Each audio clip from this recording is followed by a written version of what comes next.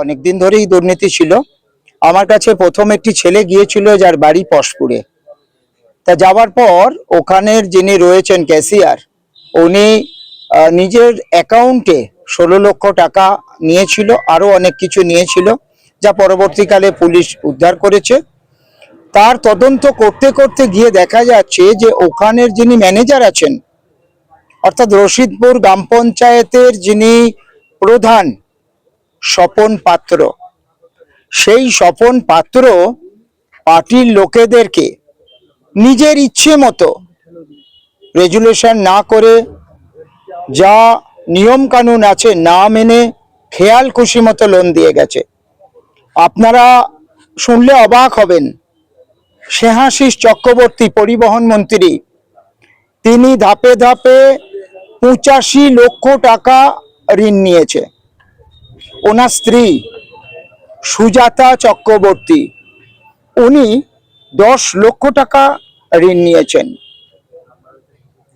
তমাল শোভন চন্দ্র, পঞ্চায়েত সমিতির সভাপতি, তিনি 15 লক্ষ টাকা লোন নিয়েছেন। এবং এই যে লোনগুলি দেয়া হয়েছে, এর যে কাগজপত্র যেভাবে থাকার কথা কোনোটা নেই, হিসাব মিলছে না। তো দেখা যাচ্ছে এখনো পর্যন্ত তদন্ত যা হয়েছে, 1,90,00,000 টাকা লোন দিয়েছে, যার কাগজের হিসাবপত্র নেই। তো এই কোঅপারেটিভ, যেখানে 1000-এর অধিক কৃষক আছে, যাদের টাকা গচ্ছিত আছে, যারা বিশ্বাস করে ওখানে টাকা রাখে, সেই টাকা তৃণমূল কংগ্রেস এবং তার নেতারা দুর্নীতি করেছে।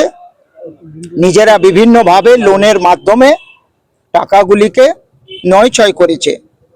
আপনাদের মাধ্যমে ওখানকার যে 1000-এর উপর যে চাষি আছেন তাদেরকে নিশ্চিন্ত করতে চাইছি, আপনারা নিশ্চিন্ত থাকুন, ভয় পাবার কোনো কারণ নেই।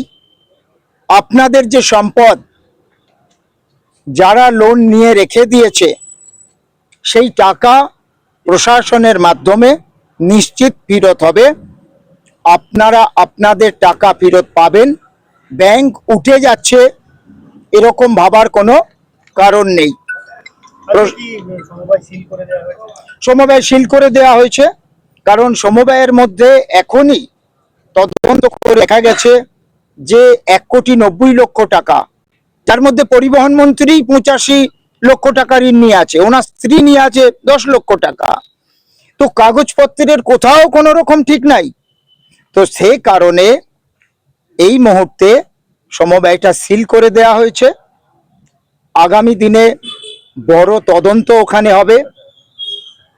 এবং আমি বলেছি, সিআই এর আগেই বলেছিলাম ডিএমকে, যে এই তদন্ত করে উপযুক্ত শাস্তি দিতে হবে সেই সমস্ত ব্যক্তিদেরকে যারা চাষিদেরকে ঠকিয়েছে।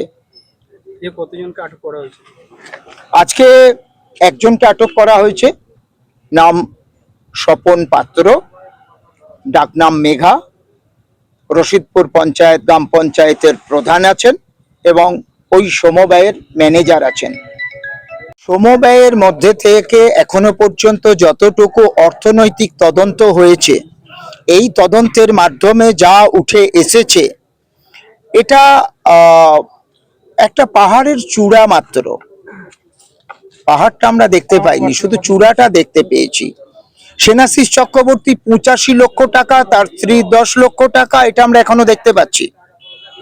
কিন্তু দেখা যাবে এই সমবায়ের মাধ্যমে আরো কয়েক কোটি টাকা এদিক ওদিক হয়েছে এবং তৃণমূল কংগ্রেসের নেতারা করেছে। দেখুন, সরকার তদন্ত করবে, এটা একদম গরিব কৃষক, প্রান্তিক কৃষকের টাকা, কাউকে হজম করতে দেবে না এবং বড় তদন্ত হবে।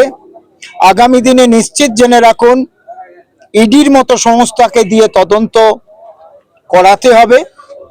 করিয়ে সেটা স্নেহাশিস চক্রবর্তী হোক আর তমাল চন্দ্রই হোক, যেই হোক না কেন এবং যতই প্রভাবশালী হোক না কেন, তাদের আইনানুগ ব্যবস্থা নিশ্চিত নেওয়া হবে এবং যেখানে যা তছরূপ করে সম্পদ গড়ে রেখেছে তা সরকার নিশ্চিত জব্দ করবে। আজকে তৃণমূল কংগ্রেসেরই লোকেরা রাতারাতি আবির মেখে বিজেপি হওয়ার ভান করছে আর খুঁজে বেড়াচ্ছে সেই সমস্ত মানুষগুলিকে।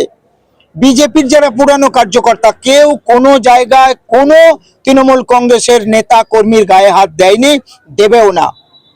তৃণমূল করা লোকগুলোই তারা আবির মেখে বিজেপি সেজে ওদেরকে মারার জন্য ঘুরে বেড়াচ্ছে, আর যার জন্য তারা গামছাড়া হয়ে আছে।